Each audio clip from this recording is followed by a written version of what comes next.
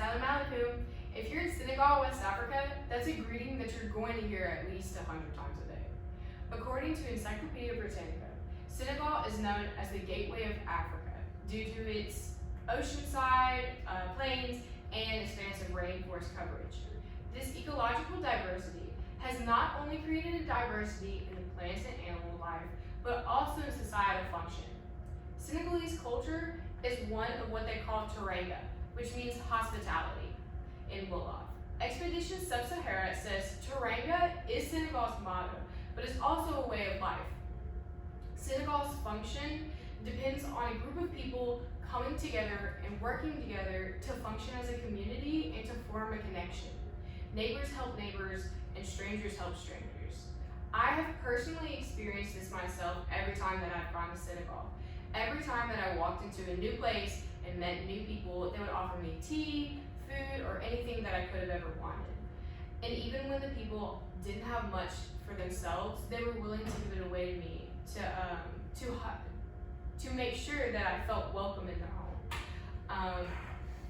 This aspect of culture can be found all around Senegal, whether it's a 3-story stone and mortar building or a wooden house in the bush. With Dakar being the largest city in Senegal and a metropolitan area, urban culture is all around. There's a constant sound and light and movement in the city, and people are crowded in together so close. Large families often stay in houses that only have one room, and buildings are built to touch, and they go at least 3 stories up. On every street corner, you'll find a street vendor selling anything from clothes to food to furniture. Food markets play a huge role in building this urban culture by bringing people from all around Dakar into this one central area to get whatever they need for this day. This Senegalese culture is rooted in what we would consider more traditional beliefs. So like women covering for modesty and having a strong patriarch. And even though it is considered an older society, we can see Western elements coming in and developing. You can find modern music, and occasionally you can find Western food with Senegalese twists.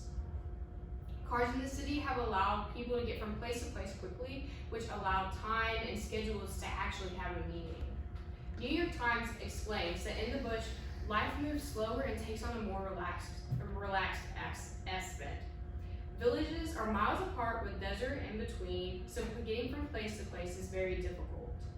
Villages are often set up in sectors because of the strong community aspect. So one sector will be like where people go to live and work and do their daily lives, and then at night they'll go to this other sector and sleep in close quarters with their friends and their family and the people that they care about. Because villages are much more hotter than urban cities, daily life begins as soon as the sun comes up. And from sunrise until about 11 a.m., people go to work and do their daily lives, and then from about 11 until 4, they just sit under a tree and socialize and drink tea, and then from 4 until well into the night, they continue their work. Villages hold a more, even more intensified version of this older societal standards that urban cities have. So women often, of course, cover their legs for modesty, but they are never seen wearing revealing tops, are often seen covering their heads, and men go to work in the fields, and women stay in and cook and take care of the kids all day. Because when I went to Senegal, I stayed with the women all day. We started cooking as soon as the sun came up to get ready for lunch, which was served around 3 p.m. And then as soon as that was over, we started cooking to prepare for dinner, which was served around 8 p.m. And then we got ready for the next day. And because the village is so expansive and technology doesn't really have that strong of a presence and power, time isn't really a concept and schedules don't really mean anything. So if you say that something's gonna happen at 11 a.m., it could be 4 utopian before it ever happens. So, Senegal is a country oozing with culture, and that takes elements from all of its surroundings, from other African countries, and it has a very strong Arabic influence on it.